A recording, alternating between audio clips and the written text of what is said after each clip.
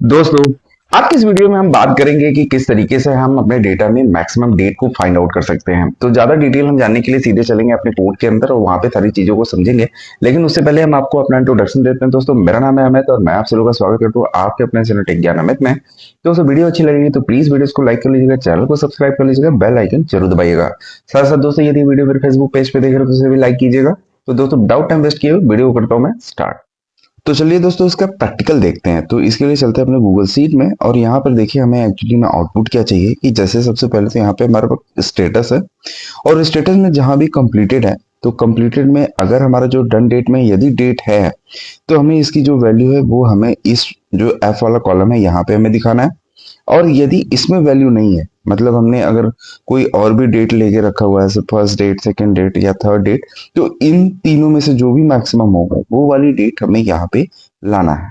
तो इसके लिए किस तरीके से कोड लिखेंगे उसको समझने के लिए हम चलते हैं अपने वीएस कोड एडिटर के अंदर, मतलब हमारा एप्स के एडिटर के अंदर। तो हमने यहाँ पे एक फंक्शन बनाया हुआ है जिसका नाम है गेट मैक्स डेट। अब यहाँ पे सारी चीजें करने के लिए सबसे पहले तो अपने सीट को एक्सेस करना पड़ेगा।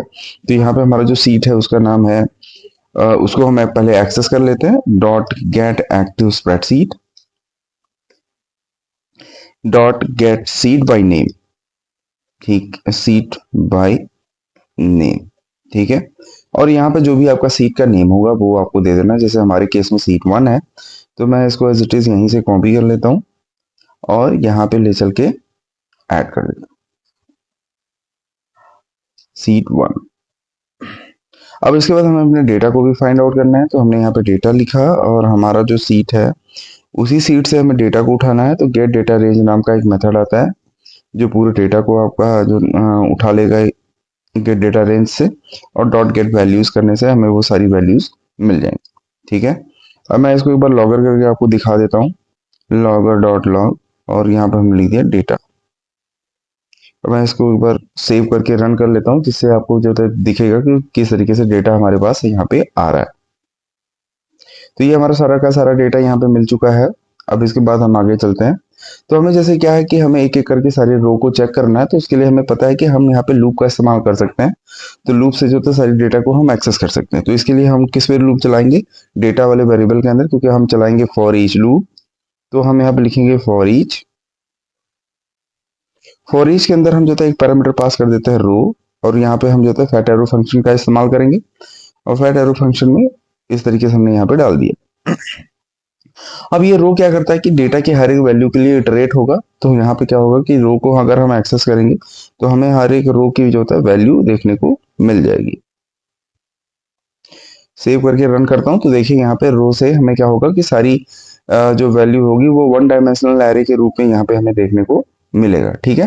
तो हमें ये सारी चीजें जो है एक्सेस हो चुकी हैं। अब हमें यहाँ पे क्या करना है कि हर जब ये रो चलता है तो यहाँ पे अब हमें क्या करें, कंडीशन लगानी है जिससे हमें चेक करनी कि केवल कंप्लीटेड वाली वैल्यू ही हमें देखने को मिले। तो अब यहाँ पे हम चलेंगे इफ।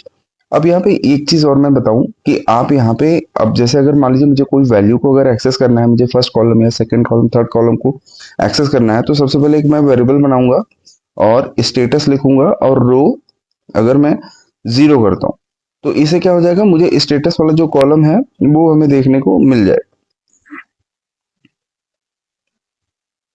स्टेटस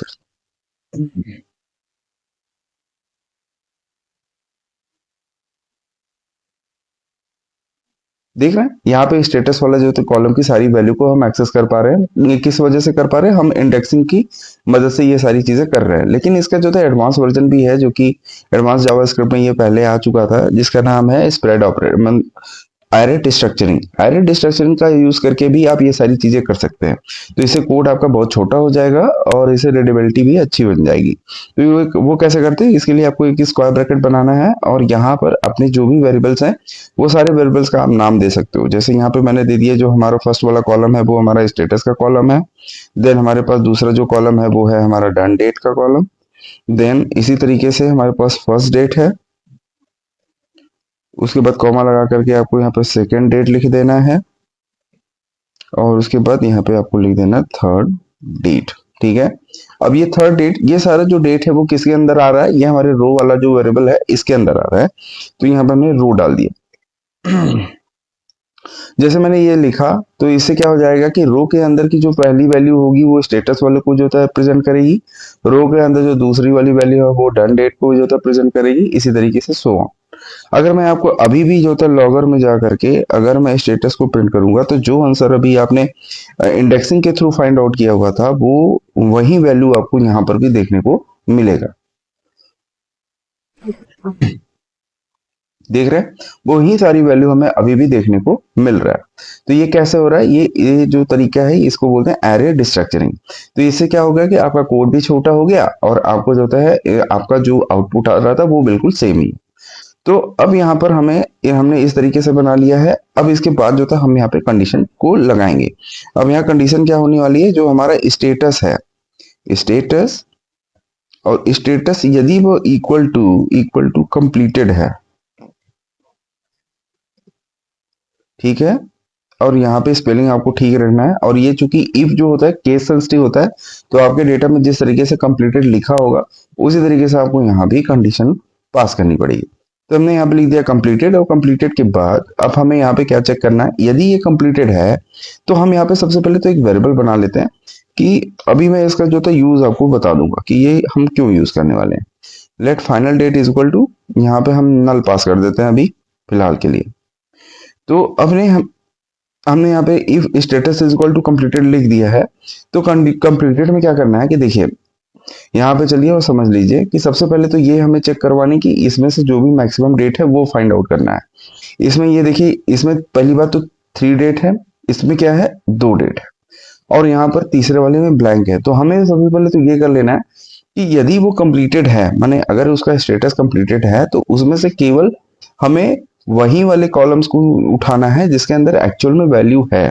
मतलब जो नल है, अनडिफाइंड है, या फिर जिसकी वैल्यू 0 है, उसको हमें माने हटा देना है, और जिसमें हमें वैल्यू है सिर्फ वही गेट करना है। तो वो चीज हमें कैसे गेट करेंगे वो हम देख लेते हैं। तो इसमें हम जो है बेसिकली 2 काम करेंगे। एक तो हमें जो है सिर्फ इसके अंदर की मैक्सिमम वैल्यू को उठानी है, और नहीं तो हमें, अगर कंप्लीटेड है तो केवल एक डेट है तो उसकी वैल्यू को यहाँ सेट करना है, ठीक है।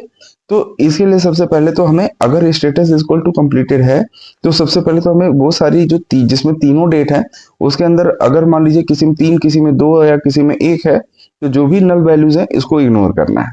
तो उसके लिए हम कैसे फिल्टर आउट कर सकते हैं, उसके लिए हमारे पास फिल्टर नाम का भी मेथड है, तो हम उसका यूज करके वो काम कर लेंगे। तो हमें इसके लिए क्या करना पड़ेगा, जो भी हमारा रो है, रो बेसिकली ये वाला रो के अंदर जो फर्स्ट डेट है, सेकंड डेट है, थर्ड डेट है, क्योंकि इसी के बीच से हमें उठाना है, तो हम यहाँ पे एक एरे लगाएंगे और यहाँ पे हमारा जो वेरिएबल है वो लिख देंगे सबसे पहले फर्स्ट डेट, फर्स्ट डेट। और एक काम करता हूँ, मैं इसी को एज इट इज यहाँ से कॉपी कर लेता हूँ और ऐसे पेस्ट कर देता हूँ। तो हमारा ये बेसिकली एक सिंगल डायमेंशन एरे है। देन डॉट मैं लगा दूंगा यहाँ पे फिल्टर, और फिल्टर के अंदर जो होता है, जैसे हम स्ट्रिंग जो होता है लिखते हैं तो डॉट लेंथ लगाते हैं, तो वो हमें लेंथ दे देता है फिल्टर में। इसी तरीके से आप अगर बुलियन का इस्तेमाल करते हैं, तो बुलियन क्या करता है, ये आपको जो भी ट्रू, बेसिकली जो बुलियन है ये ट्रू दी एंड फॉल्सी पे काम करता है। तो मतलब जो भी आपका ट्रू वैल्यू होंगी वो आपको फिल्टर करके दे देगा। मतलब जो भी कंडीशन जिसमें आपको एक्चुअल में डेटा है वही डेटा वो उठा के देगा, और जो भी मतलब जिसमें वैल्यूज नहीं है या फिर वो नल है या अनडिफाइंड है उसको इग्नोर कर देगा। अगर मैं आपको लॉगर में दिखाऊं तो ये देखिए आपको सेम आउटपुट अभी आपको देखने को मिलेगा, लेकिन इसमें अब वो दिखेगा जिसके अंदर वैल्यूज है। मैं आपको सेव करके रन करके दिखाता हूँ। देख रहे हैं यहाँ पे 3 डेट है, तो तीनों डेट आ रही है, लेकिन नीचे वाले में ब्लैंक है क्योंकि कंप्लीटेड है, लेकिन उसके अंदर जो 3 डेट है, फर्स्ट सेकंड थर्ड, वो नहीं है इसमें कि यहाँ पे रखा हुआ है, मतलब डन डेट जिसमें तीनों में ही नहीं थी, इसलिए ब्लैंक आ रहा है। और इसमें देखिए 2 ही डेट है और तीसरा ब्लैंक है। तो यहाँ पे क्या हो रहा है कि जो ब्लैंक वाला सेल है वो यहाँ पे नहीं आ रहा है, केवल जिसमें डेट्स है तो वही हमें देखने को मिल रहा है। तो हमारा जो काम था वो हमने फिल्टर के थ्रू कर लिया। अब यहाँ पे जो भी डेट्स आ रहा है, अब इस डेट पे हमें क्या करना है, इस डेट से हमें जो होता है मैक्सिमम वाला जो डेट है उस वो चीज वो निकालना है। तो ये कैसे कर पाएंगे हम, डेट्स जो भी है आपका, उसके बाद डॉट मैप मेथड, मैप के अंदर जो होता है सेल डेट यहाँ मैं लिख देता हूँ, एक पैरामीटर पास करता हूँ जिसके अंदर ये यहाँ पे फैट एरो फंक्शन, देन हमने यहाँ कर्ली ब्रैकेट्स लगाई और यहाँ पे एक रिटर्न कीवर्ड लिख करके हमारा जो भी सेल डेट है उसको हम यहाँ पे लिख देंगे। तो हमारा ये क्या होता है, एक वेरिएबल बना लेता हूँ, क्योंकि ये जो भी आने वाला ये डेट आउटपुट नाम का एक वेरिएबल बनाता हूँ, या फिर मैक्स डेट करके यहाँ पे डाल देता हूँ मैं मैक्स डेट। अभी ये चूंकि मैक्स डेट लिख रहा हूँ, लेकिन अभी मैक्स डेट आने वाला नहीं है। जो भी फिल्टर से हमें अभी आउटपुट देखने को मिल रहा था, सेम वही आउटपुट अभी भी यहाँ देखने को मिलेगा। मैं एक बार आपको आउटपुट में करके दिखाता हूँ, लॉगर डॉट लॉग और उसके बाद मैक्स डेट सेव। देख रहे हैं, सेम आउटपुट वही देखने को मिल रहा है जो हमें फिल्टर से देखने को मिल रहा था, लेकिन अब यहाँ पर हमें जो है इसके अंदर से जो है मैक्सिमम डेट निकालना है। तो ये काम कैसे कर पाएंगे, इसके लिए हमारे पास एक जो है मैथ नाम का क्लास है, और ये मैथ डॉट जो था मैक्स, जैसे ही आप इसका यूज करिएगा तो ये हमारा उस डेट से मैक्सिमम डेट निकाल के दे देगा। लेकिन मैक्स में जो होता है, जो भी वैल्यूज चाहिए होती हैं वो एज ए नंबर चाहिए होता है, मतलब comma separated number values, like जो होता है 1,3,5,5,5,6, लाइक इस तरीके से अगर आप मैथ में पैरामीटर पास करेंगे तो ही इन मौजूदा नंबर से के बीच से वो मैक्सिमम जो है वैल्यूज लेके आ सकता है। तो अभी जो हमारा जो आउटपुट देखने को मिल रहा था मैक्स में, वो हमें कैसे मिल रहा है, सिंगल डायमेंशन एरे में। तो सिंगल डायमेंशन एरे को अगर आपको जो होता है ब्रेक करके कुछ इस तरीके से लाना है, तो उसके लिए आप यहाँ पे एडवांस जावास्क्रिप्ट के अंदर एक जो मेथड आता है स्प्रेड ऑपरेटर का। तो ये स्प्रेड ऑपरेटर बेसिकली क्या करता है, ये आपके जो भी एरेज होती हैं उनको तोड़ देता है, और तोड़ के क्या करता है, एक सिंगल जो कॉमा सेपरेटेड वैल्यूज में ये आउटपुट आपको दे देता है। तो ये काम कैसे करता है मैं आपको एक बार दिखा देता हूँ। अभी अगर मैं मैक्स डेट को चेक करूंगा तो ये मेरे को जो हमको मैक्सिमम डेट चाहिए होगी वो देखने को मिल जाएगी। अब वो अभी अगर मैं आपको रन करूं तो वो देखिए आपको दिखाता हूँ।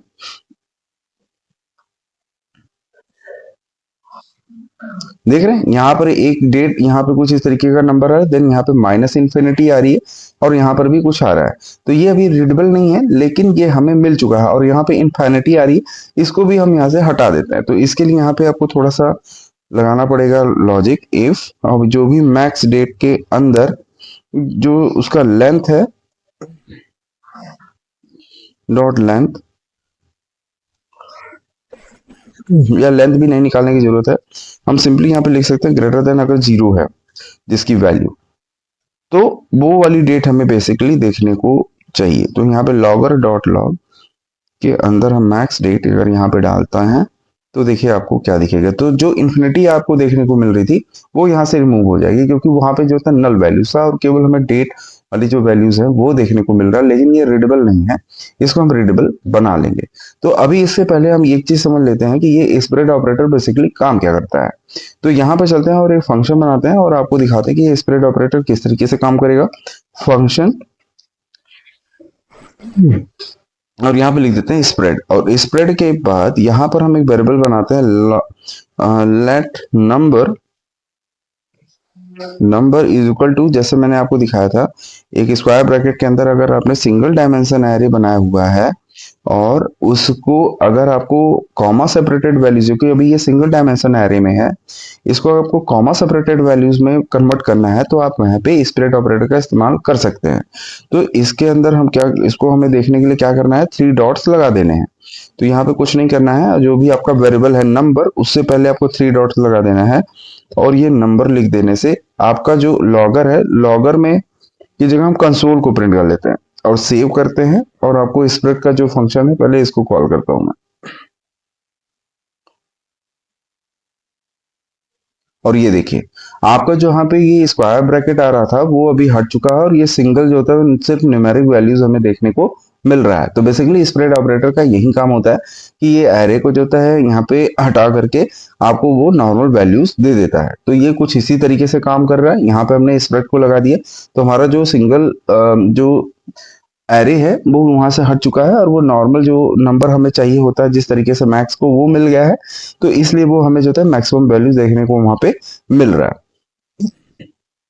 अब हमें क्या करना है, ये जो मैक्स डेट है, ये मैक्स डेट के अंदर जो भी डेट आ रही है वो रीडेबल नहीं है, तो उसको हमें रीडेबल बनाना पड़ेगा। तो उसके लिए हम यहाँ पे क्या करेंगे, कि अब उसको हम रीडेबल बनाएंगे। तो उसके लिए हमारे पास एक क्लास आता है यूटिलिटीज नाम का, और यूटिलिटीज डॉट फॉर्मेट डेट करके एक ऑप्शन मैंने मेथड मिलेगा आपको यहाँ पे। अब आपको जो है पैरामीटर पास करना है, तो आपका जो भी मैक्स डेट है, तो यहाँ पे आपको न्यू डेट नाम का एक ऑब्जेक्ट लेना पड़ेगा। इसके अंदर आपका जो भी मैक्स डेट है वो पास कर देना है। उसके बाद आपसे पूछा जाता है टाइम जोन। अब आपका जो टाइम जोन है वो कैसे मिलेगा, तो इसके लिए आपके पास एक और क्लास है सेशन और dot gate script time zone. और गेट स्क्रिप्ट टाइम जोन से आपको जो है यहाँ पर उसका जो स्क्रिप्ट का टाइम जोन होगा वो मिल जाएगा। और उसके बाद यहाँ पे आपको फॉर्मेट दे देना है कि किस तरीके से आपको ये डेट चाहिए। तो डी डी मैं यहाँ पे ले लेता हूँ, D D slash M M और स्लैश वाई वाई वाई, ठीक है। और ये जो भी आउटपुट देगा, ये जो हमने फाइनल डेट नाम का एक वेरिएबल बनाया हुआ है, इसके अंदर हम स्टोर कर,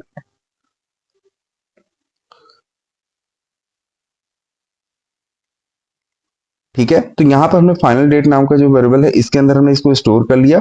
और एल्स वाला पार्ट, मतलब अगर ये तीनों वाला डेट नहीं है जिसके अंदर केवल सिंगल डेट है, तो उसको भी हम इसी फाइनल डेट के अंदर स्टोर कर लेंगे। इससे क्या हो रहा है, एक ही वेरिएबल में दो तरीके के वैल्यूज जो है स्टोर होंगे। अगर वो कंडीशन ट्रू होगी तो वो तीनों डेट में से कोई मैक्सिमम डेट देगा। अगर कंडीशन ट्रू नहीं होगा तो जो सिंगल डेट होगा वो भी फाइनल डेट के अंदर स्टोर हो जाएगी। और सेम मैं इसी को जो है एज इट इज कॉपी कर लेता हूँ, क्योंकि जो है दोनों की जो फॉर्मेटिंग होगी वो बिल्कुल सेम होगी। और यहाँ पर आपको जो मैक्स डेट है, इसकी जगह पे आपका जो डन डेट है वो पास कर देना है।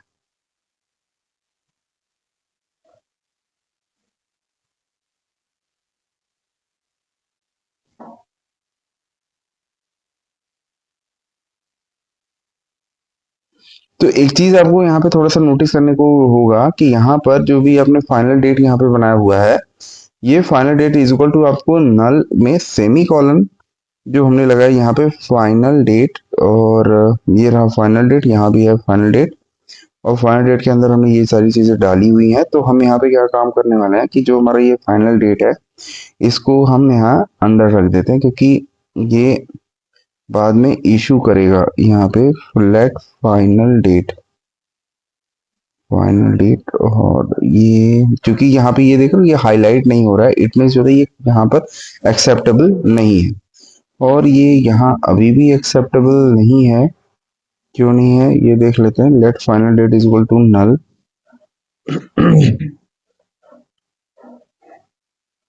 यहाँ पर मैं इसको रख देता हूँ, और ये अभी नल है। और ये एक्चुअली जो हमने यहाँ पे फाइनल डेट लगाया हुआ है, ये देख रहे हैं यहाँ पे यूज किया हुआ है, लेकिन फिर भी ये हाइड यहाँ पे अगर मैं सेव करके रन करूंगा ना, तो ये फाइनल डेट को अनडिफाइंड बताएगा। एक बार मैं आपको करके दिखाता हूँ। देख रहे हैं यहाँ पे कुछ हुआ नहीं।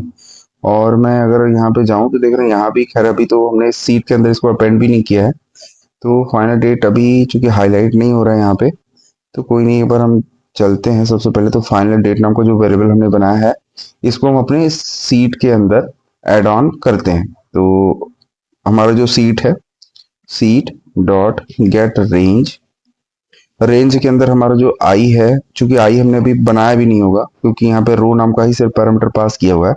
तो रो के अंदर हमें एक ना आई या इंडेक्स नाम का एक पैरामीटर पास करेंगे जो कि रो की हर एक वैल्यू के लिए रीड करेगा। तो यहाँ पे मैंने लिखा आई। और आई में हमारा जो भी आई होगा, बेसिकली आई चलेगा हमारा 1 से। और यहाँ पे हमें कौन से कॉलम में डालना है, एफ वाले कॉलम में जिसकी इंडेक्सिंग है 6। डॉट सेट वैल्यू के अंदर हमें अपना जो भी वैल्यूज है वो सेट करनी है, जो कि है हमारा फाइनल डेट। सेम इसी तरीके से यहाँ पे हमें करना पड़ेगा।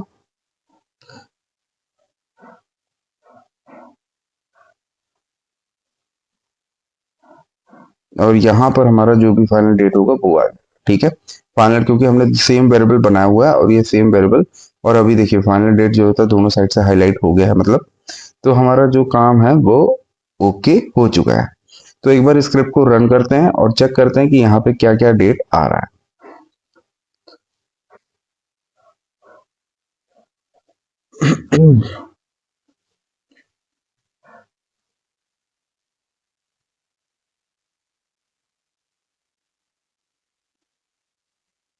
एक बार मैं इसको करता हूँ क्लोज और एक बार स्टॉप करके दोबारा से कर लेता हूँ।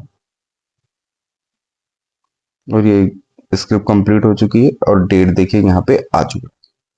तो यहाँ पर ये देखिए 4/12/2024 आ रही है, क्योंकि यहाँ पे 4/12/2024 है, फिर 3/12 है, फिर 1 है। तो इसमें जो मैक्सिमम डेट है वो 4/12 की है। यहाँ पर केवल एक ही डेट था, तो यहाँ पर 28/11/2024 आ चुका है। और यहाँ पर दो डेट है जिसके अंदर एक 29/11 की है, एक 1/12 का है। तो इन दोनों के बीच जो मैक्सिमम है वो 1/12 है, वो डेट यहाँ पे आ चुका है। नीचे का इन प्रोग्रेस है और यहाँ पे पेंडिंग में कोई वैल्यू है ही नहीं। तो हमने कंप्लीटेड की कंडीशन पे ये सारी चीजें को चेक किया है। तो ये सारी डेट्स हमें जो देखने को चाहिए था वो मिल चुका है। तो ये कोड जो था दोस्तों कुछ इस तरीके से काम कर रहा है, यहाँ पे आप देख सकते हैं।